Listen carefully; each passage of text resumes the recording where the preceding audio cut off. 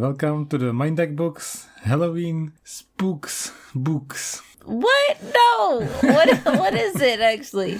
It's Mind Suck Spooks. That's better. This is the culmination of our Halloween month of marked, pretentious vampire schoolgirls, slugs, slimy gore death, and to be connoisseurs of high-class literature. We have decided on Halloween to look at two classic cryptids or monsters. But the one author, I'm not so sure was so high class, but okay. I didn't say authors, I said monsters. Okay. So of course, Chan's joining me. Happy Halloween! Oh, happy Halloween. I hope you're enjoying Halloween, reading a spooky story. What's your favorite recommendation for Halloween movie or book? Oh, that's hard. Okay, wait. Which one first? I guess book. This is a book podcast, so no movie recommendations, just books.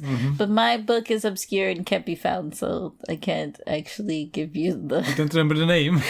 No, I've been looking for it. It's just a short story. It's the one I told you the other day that, basically the premise is there's these two brothers and they... one of them does something to the other and the other tattletales to the parents, and the parents punish the one and they both get really scared about it. The one boy who told is automatically guilty, feeling guilty about it, and basically the way the parents punish him is that they make him go see something called the babysitter, and it lives in their basement. But the story is scary because you never really know what the babysitter is. All you get is all of the feelings of the main character as they go down in the basement, and how they're feeling, and how they're feeling when the babysitter is looking at them, and how they're feeling about the appearance of the babysitter, and how they're feeling you don't know. You're what is in here? What's in here? So it was quite a spooky tale, but yeah, I will never find it again. So. That's exactly why I wanted to ask the listeners. So if you know Chan's deep-seated story fear, please let us know at mindduckbooks@gmail.com. I do have a hint for you. It was on a writing tutorial site. Someone wrote it and they were here's an example of writing this kind of story. But I can't find you. Where are you? Your story was great. I have faith somebody who's listening is already sending a message, so you'll find it eventually. Okay. So today we are going to discuss two very, very short novelettes or short books, even short stories. Novelettes? Yeah, there's novella, there's novels, novellas, novelettes. It's there's novelettes? Yeah, it's a thing. But we'd like to start with Wendigo from 1910 by Algernon Blackwood. It's a very fitting name. That's a straight up pen name. It's not real. And then we'd like to follow it up with The Flatwoods Monster by George Dudding, which is also a very fitting name. Two very, very famous monsters in West Virginia. The Wendigo from West Virginia? It's prominent in West Virginia. Okay. I'll accept that. I don't know. I mean, Native American, right? So that, I guess, any wooded area, which is very wooded, possibly there could be this monster. But I don't think it originated around that area. I'm not sure. I chose these two monsters or cryptids because Chen has personal experience with not only the Flatwoods but with West Virginia, and she can do the West Virginian accent, which I thought was a joke. But as we might discuss later, the writer himself speaks exactly like that. Which is very amusing. So, cryptozoology. Have you heard of that before? No, but it's something easy to guess what it is. But I hadn't. Because I've heard of cryptids, but I've never heard of cryptozoology, so it's an actual thing. Oh, I never heard of cryptids. Okay. So the Loch Ness Monster and Bigfoot and Yeti, it's all creatures, animals whose existence is disputed, to say the least. So I went on a hunt, and I wanted to find the origin of the Wendigos, because I think it's a very interesting monster, and I like obscure kind of folklore. And I think this is one of the more interesting monsters that's been in a lot of movies lately. Namely, there was a movie recently called Antlers, which is about Wendigos, and a very famous video game called Until Dawn.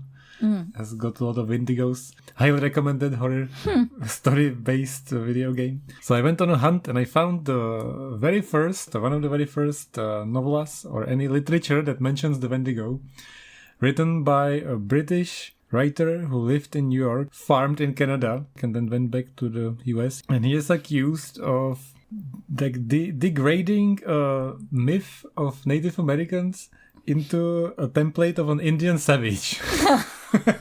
That's pretty accurate. What's that meme where someone was like, can someone explain propaganda? And it was like, when a British person looks closely at something. So that's the bad side that he's criticized for. But the good side is that he writes like very atmospheric and for the time very, very imaginative horror kind of. I liked it.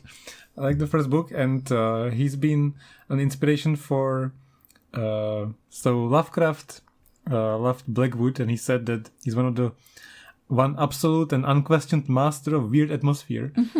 Would you agree that the atmosphere in the novelette was something interesting? I mean, I guess like his writing could have been good. And what I mean by could have been good is that it was fucking winded. Like every time he was describing something, you're like, okay, yeah, this is, all right, I'm into it. But then he went on for like 10 more pages of it. And it's like, shut up. Like, go back to your story. That's what I'm trying to listen to. A normal person would say, the water was very beautiful and clear. And he would be like, the water was flowing and it flowed in the way that someone with fine hair blew in the wind in the summer when a gust was starting to blow because a tornado was on its way, because it was that time of the year in the mountain country that tornadoes would form. And this was the perfect moment, that slight moment just before it would happen, when the air would briskly move. And but it would be going more and more. What are you saying anymore? Shut up. The water was nice. We got it. So, it was very distracting writing. One way to look at it is exactly that. That's like the modern way of thinking. I think that if you try to get into it, like the moody writing of Lovecraft, and also a direct inspiration of August Derleth, which we talked about extensively on our previous episode about Lovecraft. And as I said, it's 1910, so the language kind of comes with the time. And when I was reading about Algernon Blackwood, they said that he was infamous for his love for the outdoors. And man, does he love his forests. Yeah, he does. Half of this novella is just forest descriptions. Yeah. I would say that it's a very fitting beginning of all this descent into madness that Lovecraft loves to write about. Because at many parts of this story, the characters just stare into the forest and they kind of descend into madness while looking for things that are not there. And it is very clearly what Lovecraft likes to write about, but it's more about the nature and less about the madness. So it's interesting. I don't mind it as much as Chen. I mind it because I think that it was wrong for what it was. For example, if he was writing a story about, discovering fairies or something, I would be all into this, whatever description that he was going on and on about, because he's pleasantly describing what's around. I mean, even sometimes when it's slightly creepy, it was just the pleasantness of forest. If you've been in a forest, yes, this is exactly how it is.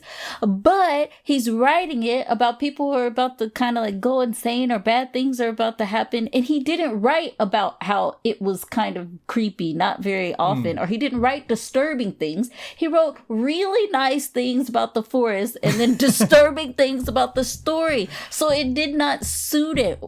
He needed to go on about it with a different tone. The tone of which he described the forest did not match the tone of the story. So it was out of place, and that's what bothers me about it. Okay, so the madness of their overcome with nature. Oh, happy whatever forest, and then we have crazy people. So what is that? It wasn't happy forest. I would disagree with There you. were like 10 pages of 15 pages Yes. of unhappy forest, and it was Unhappy toward Not the happy end. forest. It was unhappy forest. Towards the end when stuff actually started happening. But If you read a horror story, there are certain ways to put you in the right mood. And I think this was like an interesting attempt, and I could appreciate it. Like the way that he was trying to paint the picture of that time period and going through the wilderness and having like a map. You wouldn't have any phone or even people or even a ways to find where you're going. So even the thought of getting lost and being in the middle of nowhere where no civilization has ever been, and you going to uncharted territory literally, and then there is all this weird stuff happening. So it is creepy, and the forest and the wilderness being described in such extent was trying to paint the picture of you being lost in it, and I liked it. I mean, fair enough then. Then I would like to argue that instead, then, all right, fine, I'll let that slide. Not really, but I'll let it slide. But then the fact that he spent so much time on this, and I will agree that whatever the people said about him, that he was a lover of the forest, you have no business being a writer, because half the time I didn't know what the fucking characters were doing. Like, he would describe something in the same obscure way as the forest, which might fit the forest because you might not quite understand the forest. There's a lot of shit going on. There are 5 people and I can't clearly understand what they're doing sometimes. There are some very weird things, situations we'll they get get into. the spoiler section in a minute. Or sometimes, like, a conversation will go on, and I'm like, where is this other person? They're here. They should be reacting. And it's like, only these 2 people have been reacting, and then suddenly a character that has been there the whole time does something. It's like, this makes no sense. I really like the monster appearances. They were far in between, and they were hinted at, and I liked the craziness and I wouldn't say creativity, but unexpected nonsense that they implied, and it was very fun to imagine. And it wasn't said explicitly, and it was only an opinion of the people involved what just happened, and it was bonkers, but it wasn't said in a way that wouldn't be as a story that somebody told at the campfire. So I like it for that. And when the Wendigo finally appears, it's tense and it's creepy. It was. So I like that a lot, actually. I have to say, I got out of this exactly what I wanted. I found like a very, very old-timey 1910 is a long time ago. It's more than 110 years old, this book. And it was written in exactly that kind of way, but it was still very easy to read, even though it was like the language was... It was very easy to get through it, even though there were parts difficult to understand. And the language was kind of scrambled up to modern point of view because the word order and the sentences are too long, and he's trying to have a very like high level of literacy, so he's trying to say it in a very nice way. No, he needed a fucking period in a sentence, that's all.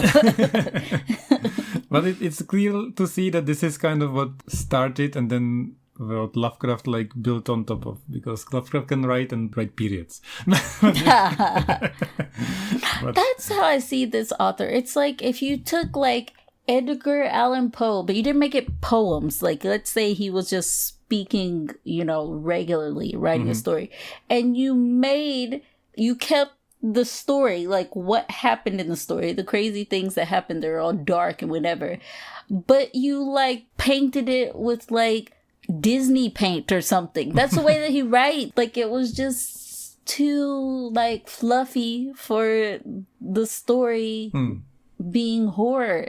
Yeah, I was sure there wouldn't be any gore. I was sure there wouldn't be any graphic descriptions of the monster. Fine. I was sure there wouldn't be too much of the monster. They're like, look at this beautiful twig. Not like this twig looked like a hand. Like, they were just like that's what I mean. That they didn't. But that's like the time. Like, the people weren't scared of something looked like a hand. They were scared of somebody stabbing them in the back, literally, and everything was creepy, and everybody was dying, and people didn't live for a long time. And if the leaf moved next to you, you'd be like, "Oh goddamn, something's gonna probably eat my leg." so from that point of view, it's if you lived in the wild and you read that, or somebody read that to you at that time, I would be scared.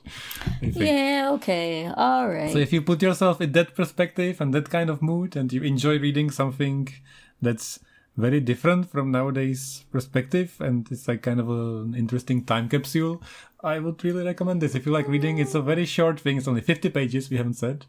And you can read it very, very briefly, very quickly. So not if you want to understand what. There are some problems, of course. One of them being, I don't want to say blatant racism, but yeah. But this is it. It's already cleaned up. I know what they really said when they were saying other stuff. And some parts we clearly read into way too much. We'll get into the plot recap. But before we get into it, I want to quickly talk about Wendigos. For me, it was never a famous thing. It was always like a video game obscure monster from somebody who's from the US. Is it popular, like the monster? I found out about it the same time that you did. I mean, maybe another part of the USA, they know it, but I didn't know it, and I live in the forest, so I lived in the forest? Yeah, so I've never heard of it, so... So it comes from Native American folklore, and it's from the speakers of the Algonquian family of languages. So a bunch of them. What? You read that word. Algonquian?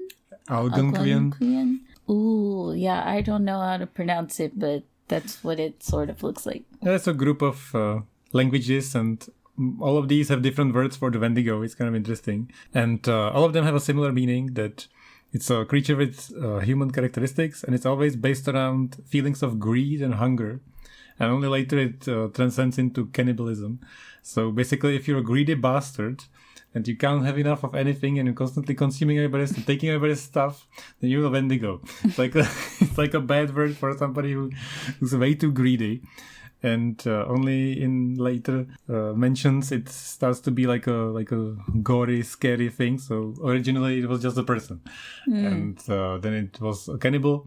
It was so greedy that they had to even consume the people, not only steal from them. And I had no idea that in modern psychiatry there is a condition called the Wendigo psychosis. Mm-hmm. And it's insatiable craving for greed, destruction of the environment around you. And then it escalates into cannibalism. So if you're very destructive, you could be diagnosed as having a Wendigo psychosis. Which I didn't know. Sounds like a hamster. like the animal, like the hamsters, they're quite greedy and they just mess up stuff all around them and stuff. Possessed by the Wendigos. In some of the stories, I think it's usually the trope that if you are starving to death and you cannot withstand the hunger and eat somebody's corpse, then you are vulnerable to be possessed by the Wendigo and become a Wendigo and eat people. So it's like the modern urban legend kind of story. In this story, there were many elements that were very unexpected and I was very amused by, that describe what the monster does and how it moves and stuff like that. So please make a video game based on the 1910s Algernon Blackwood's Wendigo. I would love that. It's very... But no narration, please, about the story. I mean, about the forest. So before we move on, would you recommend this novelette? I suppose if you're into like scary stories and you want, something not as typical, like as typically written about, something new, I guess it's okay. Yeah. You can find it for free because it's hundreds of years old. So I say, if you like reading, if you like horror, if you like experimenting, reading something short and different, definitely go for it. It's a fun, spooky story. Definitely, I guess if you want lessons in description, go right ahead. So let's get into the spoilers for Wendigo. If you don't want to hear them, please check the time stamps in the podcast description and skip to the next book, The Flatwoods Monster. if you're not reading this or if you have read it, let's jump in. The story starts in Ontario, and there are 5 characters. It's in Canada. I don't remember. It doesn't matter if you don't remember Ontario. I heard you it's said in it Canada. was Canada. Yeah, I'll cut this all out. The story starts in Ontario. And then keep this. Which is definitely in Canada. So there are 2 Scotsmen. A student, Simpson. I mean, okay, wait. This is a modern audience, so Scotsman is not what we say now. It's like saying Frenchman. Yeah, I'm gonna say that just in a few seconds. Exactly, that's what the book says. Yes, but this was 100 years ago. Okay, what would you call these fine Scotsmen? So there's 2 people from Scotland, 1 person from Scotsman France. and Frenchman. Okay, so there's the student, Simpson, and Dr. Cathcart. And they are on a moose hunting trip. And they have hired some guides, wilderness-loving French Canuck. Or Canuck? How do you say that? I don't know. It's a slang for Canadian, like a nice, I don't know. I think it's Canuck. I've heard it before, I forgot. Joseph Defago is French. And there is Hank Davis, who is a guide. And they help them on this hunt. And then we find out they also have an Indian, like a Native American cook that prepares everything in the camp and builds the tent and cooks for them. And they just They keep calling the Indian. Like, what? They do the worst things. They call him the Indian. They call him Punk, which is literally his name with capital P, like P-U-N-K. And he cannot sleep in tents. He has like a lean-in, I think they call it. So he just puts some branches like against a tree and just lies under it. Yeah, and they don't let him inside the tents. But he cleans everything, he builds everything, he cooks everything. He never talks in the story. He never does anything in the story. But they constantly like look down on him. So it's kind of yeah. So. And once they let him warm up by the fire in like the 5 nights they were there. And they keep mentioning this. I was sure this was gonna come up. Like, to be honest, they keep mentioning like the craziness of the natives, and like he does weird stuff. So the story starts there. They build a camp, and then somebody has a nightmare or something, and the Indian punk just comes out. He can't say it like that. Yeah, that's Native exactly American. what I'm saying like that. That's exactly how they say in the book. That is how they say in the book. So he comes out of the lean-in. And he starts like sniffing the forest. And everybody's like, look at him sniffing around. Like, so stupid. I liked actually that there are so many like scents in the story. It's a very smelly thing. There were a lot of scents in the story. Wow. I like that because it was very well described. Like even when at this time he was smelling the forest, there was like a paragraph about how this forest smells. But I'll forgive the forest smells because that told you something, whereas the other did not. So when they set to build the camp, there's a section of this book which made us kerfuffled. And I still don't know what happened. So I'm gonna maybe Chen should read a little bit. Okay. And so basically what happens is that there is Simpson the student and Cathcart, and then there's this guy called Hank and the French guy called Defago, and they keep building the tents. They keep like hammering down on some nails to keep the tents down, and they keep building stuff. And then they describe like some of them watched the other group of people doing something, and we couldn't figure anything out. And please, I won't say what we think they are doing, but you be the judge of what they are doing. Okay, let me read this excerpt for you. Okay.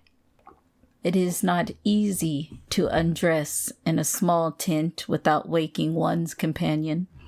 And Cathcart, hardened and warm-blooded as he was in spite of his 50-odd years, did what Hank would have described as considerable of his twilight in the open.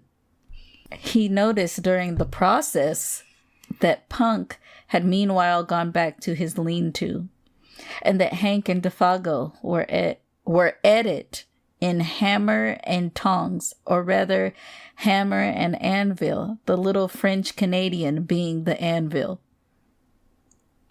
It was all very like the conventional stage picture of Western melodrama. The fire lighting up their faces with patches of alternate red and black, Defago in slouch hat and moccasins in the part of the Badlands villain. Hank, open-faced and hatless, with that reckless fling of his shoulders, the honest and deceived hero. Deceived hero. And old punk eavesdropping in the background, supplying the atmosphere of mystery. The doctor smiled as he noticed the details. But at the same time, something deep within him, he hardly knew what, shrank a little, as though an almost imperceptible breath of warning had touched the surface of his soul and was gone again before he could seize it. Probably it was traceable to that scared expression he had seen in the eyes of Defago. So, that's enough. So I will try very hard in the next few minutes not to say what we think happened. But please let us know at mindduckbooks.com, mindduckbooks@gmail.com. I would love to hear what you think happened. I'm not entirely sure because one of them likes to watch, the other one likes to just listen. And then other likes to take down his pants. And they were literally at it, the hammer and tongs, the little French Canadian being the anvil, like what? And what? What? One of them was scared. One was deceived. Well, something happened in the tent that night, and I'm not sure what happened then. But whatever, they wake up. I'm sure very refreshed. And Simpson with Cathcart. No, Defago. No, yeah. So Simpson and Defago, they go by boat on like a...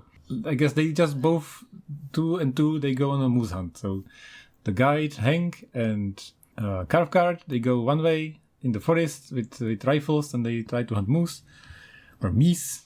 And the other group, Simpson and Defago, they go on a boat somewhere farther to a lake and they make camp and they try to hunt for moose there. And Punk is just left to his own devices. He's instructed to keep food ready. And... No, that's way later. Oh, okay. That's way later. So he's not instructed to survive at all. He's just left behind, not mentioned, and nobody cared. So we focus on Simpson and Defago, and they make camp near this lake, like very far away after they've spent all day on the boat, going down the river, I think. But, they went really far, and they are not really sure where they are. And they have some kind of map that's not very accurate. And they keep telling each other stories. They keep like gazing into the night, into the forest. And this is the time where we have infinite descriptions of nightly forests and how it smells and how it looks. It worked in this part of the story. It did not work at the beginning when I still couldn't... What happened with the anvil, okay?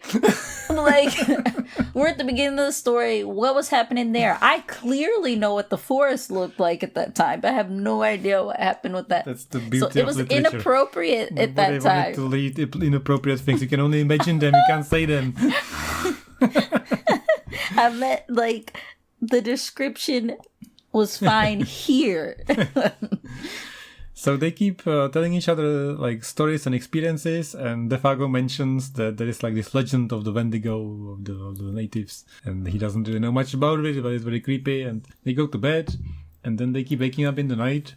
And at what point we get like this descent into like the psyche of Defago and how he's like really going mad. And at one point he just jumps up and runs into the forest like a madman. Mm-hmm. And Simpson doesn't know what happened or why.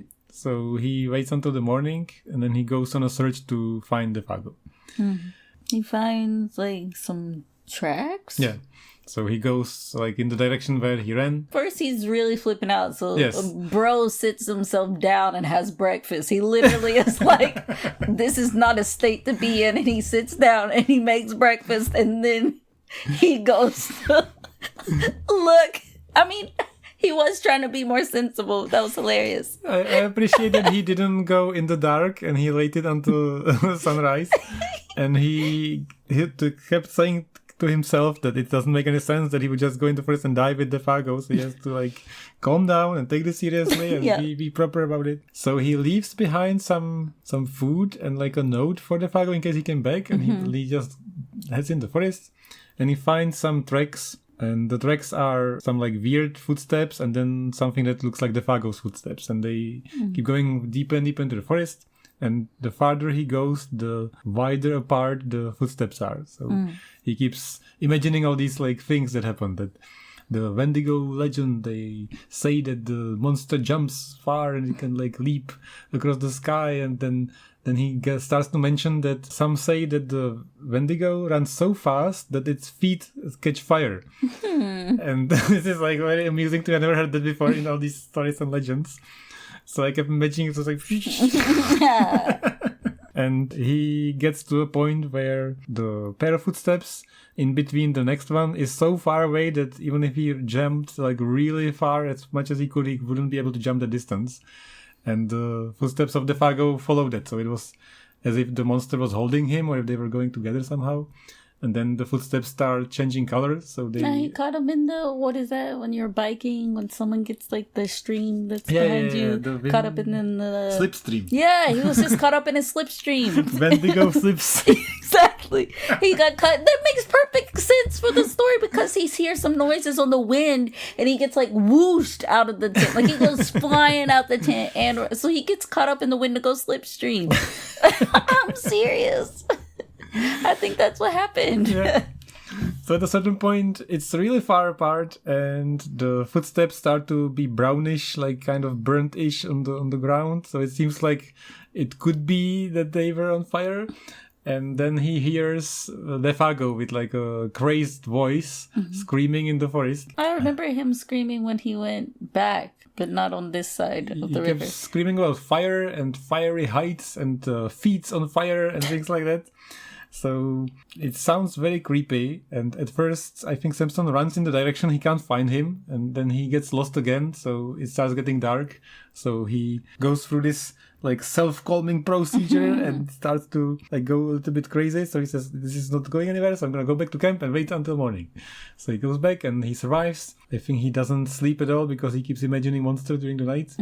And the next day, he again writes a note, leaves some food, and goes back to the original camp to get help. And it doesn't even make any sense because, like, did they stay at the original camp or they just like rendezvoused back? Like, how did he time it to meet them? They don't explain it. But I mean, I expect Punk to be there, but I didn't understand that at all. And this is another problem I have with the book is that it is so unbalanced in the amount of time that you spent with these characters. This part with Simpson, I'm not saying it wasn't important, but it's like 80% of the book. And it's like, well, what were the other characters there for? If you're going to put someone in, they have to have meaning. Like, we don't get their side of the story. We don't get their adventure. We don't get anything. So, like, they are useless people. It's just for the sake of having someone for him to run back to tell what happened. Well, they went back with him and stuff happened with them. But yeah, but it's an unbalanced amount. Like, the amount of time they spent with Simpson, I thought the book was about to be much longer. He's the character that's supposedly telling the story as he survived and witnessed everything. But you didn't even know that at the beginning. I thought Dr. Cathcart, whatever, was going to be the main character because it starts the book talking about him and they're like, oh yeah, and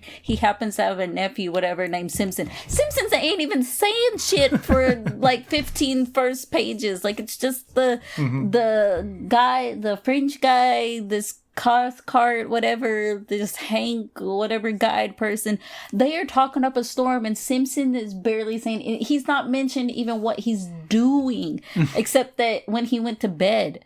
So I was like, who is, it's an unbalanced story and I don't like that. On the other hand, I like the characters that they each represent like a different approach how to deal with the stress or like the madness of being alone in the darkness with a monster.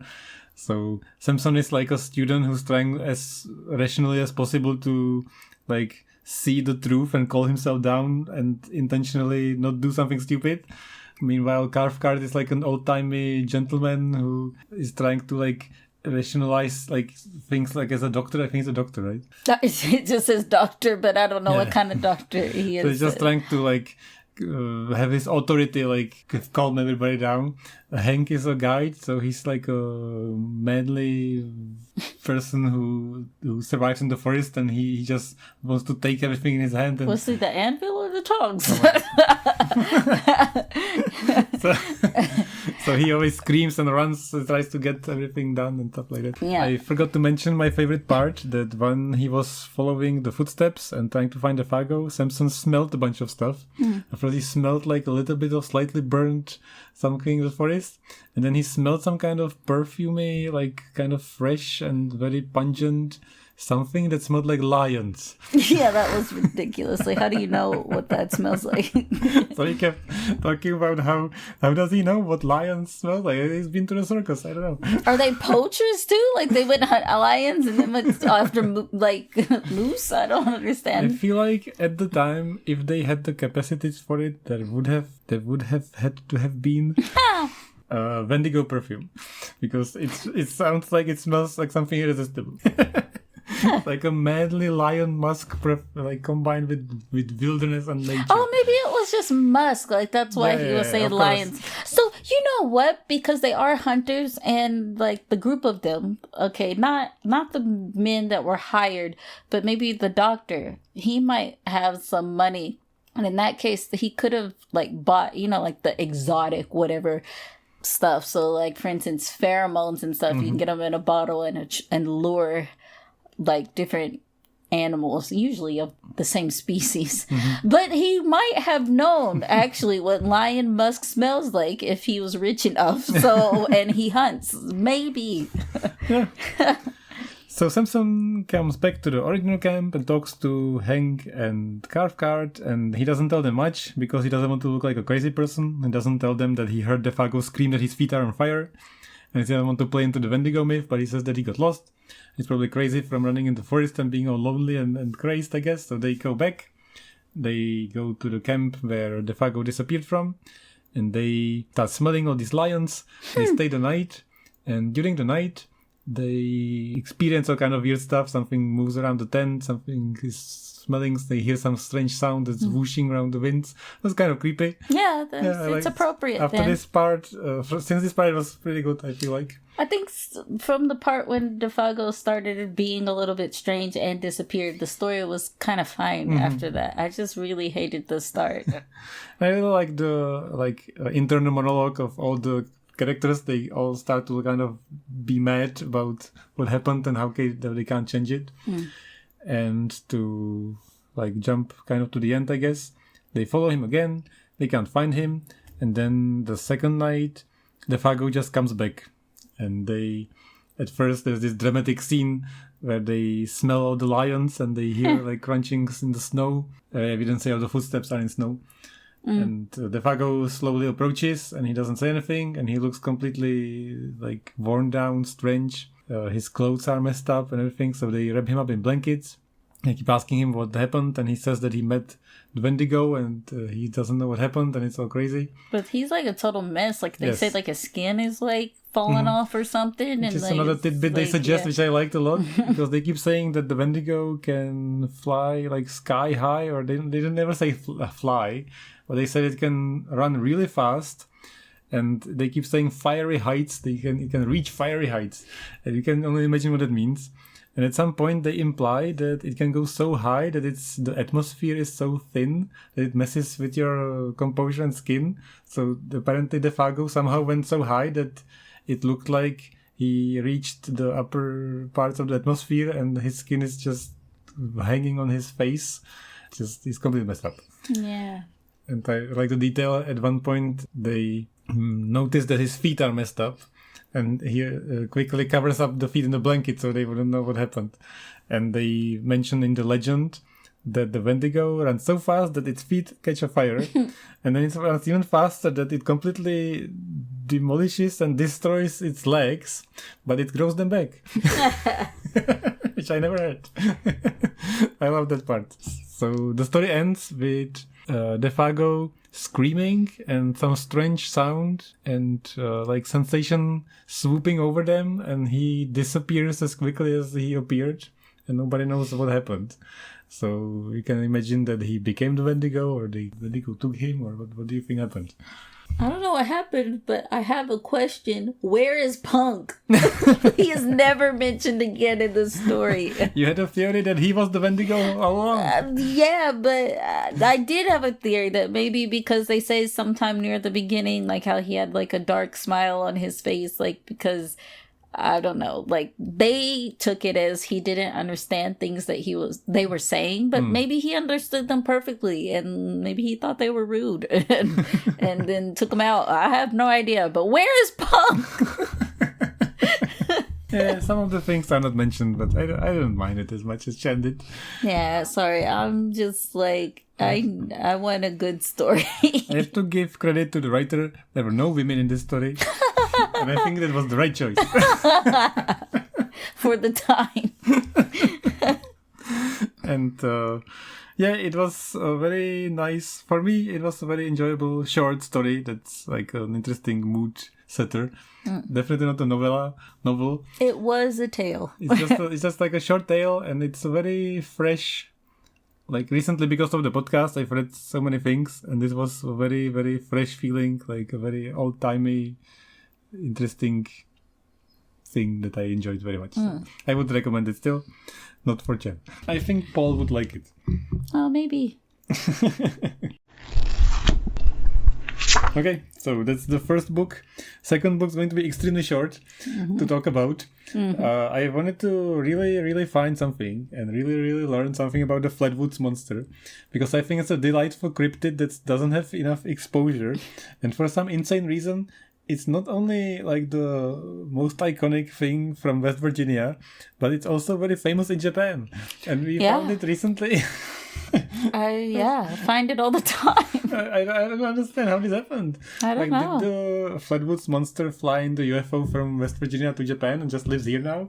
I mean, I guess to them it's something cute. It's got big eyes and it kind of looks a little bit weird. It's just so funny to me, because in the US it's like a horrifying giant steel monster with eyes made out of fire, and then let's make a cute mascot. When it comes to Japan, I mean, it kind of looks goofy in the U.S. I'm sure it was terrifying for the people that say they saw it, whatever. But it looks goofy. But I don't know how it became famous here. It doesn't make any sense to me why it's famous here. Only that it's cutesy. And it must have been somebody from West Virginia coming to Japan, like one of the first people come to Japan, and they were like, yeah, there's all these mascots. So I know a mascot. Yeah. Japan does like mascots, and they were probably joking, like, yeah, we have a mascot, and they were like obsessed with it afterward. So if you don't know what the Flatwoods Monster looks like, please just Google it. It's hilarious. I love the look. Like, if you already know I love aliens. So this is like one of the cutesy, like, I don't know, it's not even cute. It's just like goofball. Different. It's a goofball alien. Yeah, it does look like that. They describe it in the book and in other parts as Ace of Spades, like shadow behind his head or something. Yeah, I guess it's floating. Accurate. It's got like a steel skirt or something, and like tiny skinny little arms. Nobody can agree. So I was trying to find something that like talks about it in depth, and there are all these articles online, and you can also always find these websites about cryptids and all this. It's kind of nonsense. So I found a book released in 2013 by somebody called George Dudding. And but it's been updated to this year. Yeah, and we've been reading it, and we found that there's like a section at the end of the book that says, where are the characters who witnessed this event now? And they said, this guy died in 2023. And we were like, what? Yeah, we were like, near. How do they know that it is that? We were really thrown for a moment and like freaking out. So apparently the guy is like George Lucas. He likes to rewrite this. I don't know. It's strange. It's only 70 or 80 pages, and there are different parts of this book. They describe life in the 90s, 50s, and the Flatwoods, and what is the West Virginia area like. And then, of course, the incident, and the media, and the police, and the investigation, and my favorite part, the theories about what it actually was, which you'll get into. Yeah, so it's just like a recounting. It's not a fiction book. It's like a documentary. But I like to think of it as a fiction book pretending to be a real event. You'd like to think of it that way. But Unfortunately, this book is not very interesting nor informative. And yeah, what do you It's think? interesting depending on how you read it. Yeah. So Chen read me parts in the authentic West Virginian accent, which I found the writer giving presentations about the Mothman, and he speaks exactly like Chen said they speak there. I don't understand how that's possible. You gotta give me an excerpt to read. I guess you could read the synopsis of the book I have here. Oh man, I gotta get back into the voice though. On a chilly September evening in 1952, at Flatwoods, West Virginia, 2 adults and several children ventured up a dark hillside in Braxton County looking for a downed aircraft, only to encounter a UFO piloted by a scary monster. A fast retreat back down the hill follows as they run for their lives. I hear say monster. So, And before you all are like, oh, that's rude, shush, because I grew up in West Virginia for 25 years, so I think I know what I'm talking about. so as a West Virginian, have you had any personal experience encountering the Flatwoods Monster? I Because mean- you have been to the Flatwoods. Well, Flatwoods, yes. I mean, there's a sign like "Welcome to Flatwoods" and the home of the Flatwoods Monster. I haven't been to the museum, but yeah, so I haven't seen the actual monster, and I haven't been to the museum. But So what's the Flatwoods like? What does it look like? it's for one, it's Flatwoods. It's not the Flatwoods. For me, it's the famous Flatwoods where the... It's okay. West Virginia looks exactly like the places that their names are exactly what they are. It's flat and wooded. So I don't know. It's just kind of, I don't know. It's like a rest stop area for me because I don't go into the town. I guess it's all right. The food's decent in that area. And the people are fairly normal. Besides this creature. So without internet pop culture, have you ever heard of this without like trying to look for it? Yeah, like when we took road trips, whatever, okay. like and noticed it, but we didn't like go and look at it because there's lots of kind of weird little museums I in see. West Virginia. So people don't take it as seriously there, I don't think. I think they have fun with it. Yeah. Like it's not taken seriously now. Maybe it was a scare way back in the day, or at least according to this book. But Yeah, this now book's trying I to play don't it up know. like it's way too serious, like a Yeah. traumatizing event. Yeah, So I'm not sure that's what happened, or if it's just like somebody trying to... probably trying to get their money's worth. Yeah. But I'm not mad at them. So it was 1950s and UFO landed and monster appeared and everybody was crazy about it. But what makes me kind of like think less of this whole endeavor and the writer is that we checked out all the things that he's done in his career. He's about 70 or 80 now. And he does presentations about cryptids, the most famously about Mothman, which is also West Virginia. And we looked at the list of books he's written, or quote-unquote books, and this is one of them. All of them are like 50, 70, max 100 pages, and some of the titles are hilarious, and he's written like 100 almost. They're all about like monsters and aliens too. Yeah, it's always like Bigfoot, the foothold in West Virginia, 1, 2, 3, 4, 5 sequels. And some books that just for the title, I would love to read them, but I already know I shouldn't because of what this book was like. For example, he's written The Spencer Black Walnut Monster. Or one of my favorites, Sheep Squatch. Not the Sasquatch, it's a sheep squatch. Oh my It's god. something called the Devil Monkey, Crybaby Bridge. We looked into Spring Heeled Jack. Did you remember? Yeah, that was weird. It's like a real person. That was weird. Yeah, that's the thing. Look up Spring Heeled Jack. It's hilarious. Into illustrations. Also, infamously, he has written Abraham Lincoln Ghost Years, Yeah. which is even better than Abraham Lincoln Vampire Hunter. And my favorite from all his books he's ever written, Skunk Ape, Florida's Bigfoot. Yeah, that. I mean, he really titled that appropriately for the tone of what comes out of Florida. So unfortunately, you can already imagine what this was like.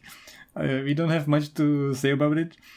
So before we get into like what is the actual content, would you recommend this book to anybody at all in any way? You know what? I had more fun with this book than the other book because no, I actually do like reading books. I know the books that we review together on here, like when I'm on an episode, it seems ridiculous. I don't normally read books like that. I just think that's fun to talk about. But I enjoy people kind of weirdly getting into their theories about stuff. Not that I'm going to follow your theory, but I want to see how far you're going to go to either try to make me believe it or to make yourself believe it. So it's kind of fun sometimes to see someone's account of something. Like in terms of if you're trying to read a book, well, no, he's just documenting stuff. So it's not really a book. It's like, a collection of accounts. So like if you're into like ghost hunting, if you're into like aliens, if you're into whatever, and you're just kind of wanting to know, oh, here's another one. I guess it could be kind of interesting to just kind of read it and just kind of get hyped up. But in that way, but it was too short and too sparse in the details. That's true. I guess the actual monster part was really short. Like after a while, it was just people's like, other accounts or people adding to the same tale. So there wasn't much to go off of in the first place. And I think that's what makes it a little disappointing. So that's what I was hoping would be the like good base for like some crazy theorizing or I don't know. Like the theories part was very amusing, but it was also super short. So if he went like really deep dived into some nonsense, I would have enjoyed it. But less is more in these kinds of things because it lets people lie more and come up with their own what happened more because there is very little. I have to say I was super disappointed with this book. Because 90% of it was just, West Virginia is this big and there are so many people and this is what was there and here and these are the people who were there and there's somebody called Mr. Lemon and let's visit Mr. Lemon's county and something, I don't even know. And it's like nothing was said. It felt like if you had an article online about this and you just stretched it into like a mini book. It's like nothing was...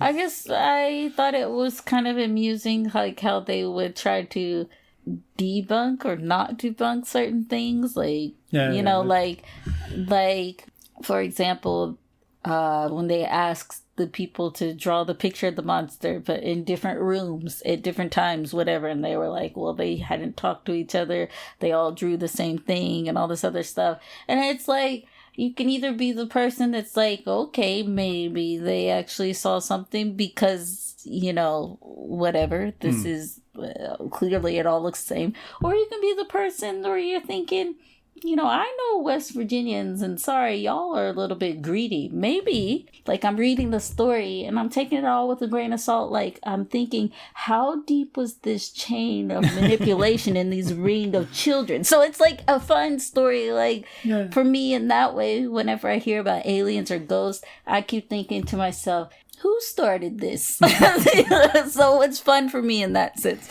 Like, who started this? How did they? That's true. So I was really missing some interviews. I was hoping there would be something. They did have some interviews, but they're wild. Did they have a completely different? I mean, not like interview where it said interviewer in the person's name, interviewer, person's name, but they talked about the things that people said that, and they went on TV. It was kind of like a summary. I hope there would be an actual conversation with somebody who witnessed it or something. Yeah, maybe like more drawings. So there was like one drawing. They were pretty good. They were pretty good, but it was just too few, and so I wouldn't recommend this, unfortunately. But it is what it is. So if you want to read this and somehow not know what this is about, please stop listening, but I don't think you should. Because we can't really like super spoil it. It's really not a spoiler at all. It's not a story. So we start with the chapter called Life in 1950s. I have no idea what they talked about. It was flying saucers. Yeah, just like flying saucers are here now. So let's and meteors. Meteors. Yeah. Flying saucers and meteors. And there was a chapter called about Flatwoods that was literally just like how wide and far are the Flatwoods. I was like, okay. Then evening of the incident. So finally we get like very early, very quickly we get into like the most interesting part. So first there's a light in the sky and something falls somewhere on a hill and people run to it and they see the monster. Well, it like lands. It doesn't just fall. You don't know. So, They described it as landed. okay, landed. So the description of the monster is awesome. Do you remember? No, I remember like parts of it, but I don't remember like exactly what they It's said. like 12 feet tall or something. Oh yeah, 12 feet tall and like claw hands or something, and like glowing fiery eyes. Yes. And they keep saying that it's dressed in folded sheets of metal or something, and it looked like it was levitating and moving without legs. Yeah. And the head is a ball, and behind it or above it or part It's blood of it, red. It's blood red, exactly. And the eyes are green or something. Yeah, something was for when green. they skipped colors, they were like their eyes were orange or maybe green. What happened to yellow? It's in the middle. Wild colors. It's like shiny steel like skirt like on the Terminator. Then it's got blood eyes. And sometimes maybe they say red, that it's maybe, like maybe white, maybe green, maybe orange. Sometimes they say it's like a robot, and sometimes they say it's a monster. They're like robot monster, and it's like That what? was kind of fun. They didn't know if it's organic or like something. And then the most iconic feature is that there is like an ace of spades shape on top of it. Maybe that's the most iconic, but I think the most interesting description of this was the situation was not the monster, but the vehicle that it came in, which they described as being a sphere that was 25 feet in diameter Yeah, we talked about it. and like 5 feet tall. What? What are you talking about? A sphere 25 feet in diameter should have been the end of the description. I don't know what you're saying. Not only doesn't it make any sense at all, let's pretend that they meant that it's a flying saucer and it's wide, the flat part is this wide, and then in the middle is a sphere of this height. Okay, That's fine. let's pretend that's what they meant. But it's not how they said it. And even then, how does this giant 12-foot thing fit into that? No. Is it foldable? It's set down. It's straight up. It's like getting into a car. You just sit down. So it folds up. What I want to know is, did it come out from under the sphere or above the sphere? Because they never quite say how it got back into the vehicle. It said it went back, and it didn't say how. So I don't know. So by the way, it landed on a hill, but the Flatwoods are flat. Where is the hill? I mean, there's. Well, Okay, never mind. Come on. So the monster stood somewhere in the bush or something. And I kept watching it, and it kept like hovering near them, and then like swerved around them in a wild swoop. Those of you in the US will know it like Hot Wheels around them. Imagine you have the curved track with Hot Wheels, and when you're trying to be cool, and they're like, yeah, it goes up in the air. So when you like go to the side but up into the air like a tilted rainbow, it Hot Wheels over them. And sprayed them with some oily like substance or something. Yeah. Later in the book, very amusingly, I remember they mentioned that it was spewing volatile liquids. Yeah. It's hilarious. By the way, major spoiler, does the dog die? Yes. That was unexpected. I don't remember. The dog got sick from all the oils that were on him. Okay. It had like, So I don't people know. get covered in some kind of weird oil, and then they say it smelled like mustard gas or something. Yeah, it was weird. So the monster retreats in the spaceship, and then the people run down the forest, down the hill, and then the mother of the children who's involved just jumps over a fence and leaves the children behind or something. She didn't look back. She just leapt over. Completely dumped her family and just escaped first. So then they call the police, and the police comes, and they're like, yeah, whatever, we'll come back in the morning. But they walk up the hill, right? They walk up the hill. They're almost at the top, and they're like, we'll just come back tomorrow. Why did you walk up the hill? Because They had like 5 more steps before they could see the spot that they were talking. already like highly suspicious any of this ever happened. Okay, then the media comes in, newspaper interviews. Then we have some testimonies of other witnesses that witnessed something randomly, maybe remotely similar in other places around the area. And and they keep saying that the monster approached them and it had green or white or red or orange eyes, and the description is very vague. And some people describe the same place, but just like the thing landing and landing different ways, or how sometimes they were like, it was on fire. Yeah. Somebody said it like landed twice or something. It like slid down a hill or hit one time and then again. Yeah. All kinds of random testimonies that might not be connected at all. And then we get to our final, our favorite part, which I have here for Chen. There are 7 or 8 theories of what this was, and one of them they don't mention here, but that's their favorite, so you should say that's number 9. Okay, I'll say this is the last one. I'm gonna reorder these because one of them's my favorite, and it's gonna be last. Some theories which have been used to explain the Flatwoods Monster include 1. Alien, 2. Cryptid, 3. 40 beast. Which I'll stop you for a second. Like, okay, it might be an alien. Like, that's exactly what I meant with this book. Like, they say, oh, it might have been an alien. Next. Yeah, right? And then, it might have been a cryptid. So explain, please. No? And then you're like, oh, it might have been a 40 beast. Oh, you're wondering what the 40 beast is? Oh, it's something like a cryptid, but it's probably not that. Next. I mean, they explained after the list, but they should have explained. No, that's exactly what they said. I just read it. I was like, what are you talking about? Why do you mention this theory and then not go into it at all? Just like say something about it, damn it. Okay, number 4. 4. Remotely piloted vehicle. 5. Psychological warfare device. I'll say it's 7. We're going to come back to 6. Yes. 7. Hoax. 8. Meteor or meteorite. 6. 6. Owl. You heard me. Owl. They go into detail about this one for some reason. But I want you to know that this was number 6. I came back to it. They said owl, and then they said hoax. Why would the hoax be first? Or even the meteor. Why is the owl just randomly in the middle of the list? The 12-foot owl that looks exactly like they try to explain why, and they say that it's because the face of the owl kind of has the shape of the Ace of Spades.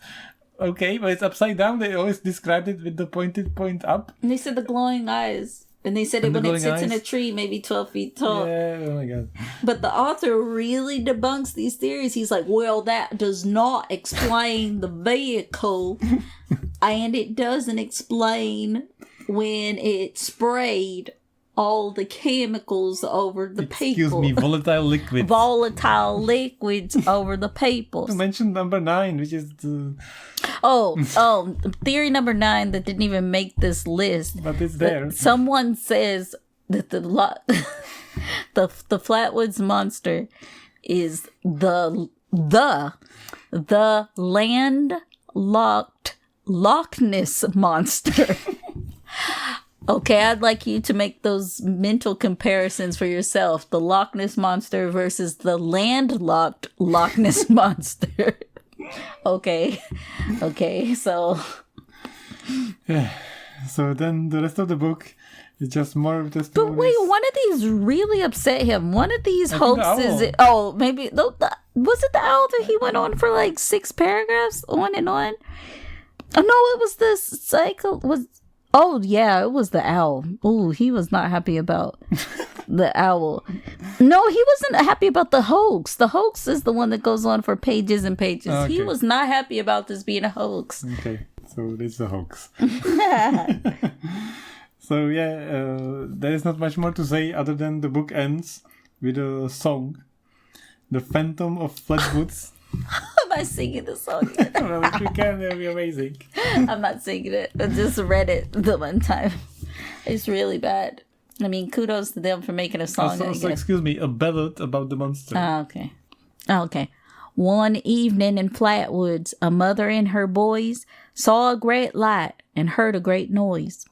They ran to the hilltop, didn't know what they feared. It was there in the dark that the phantom appeared.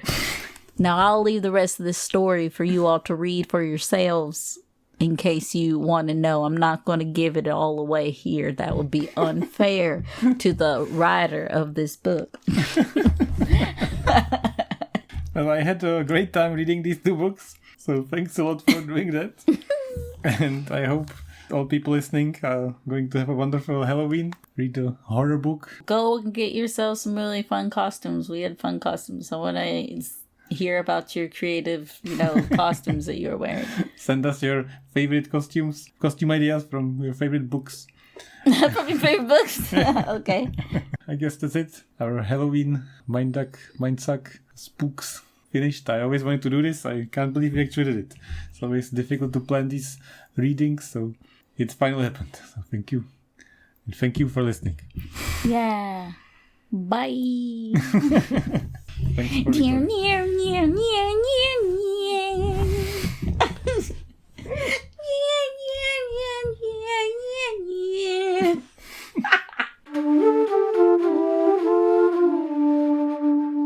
Thank you very much for listening. Have a wonderful Halloween.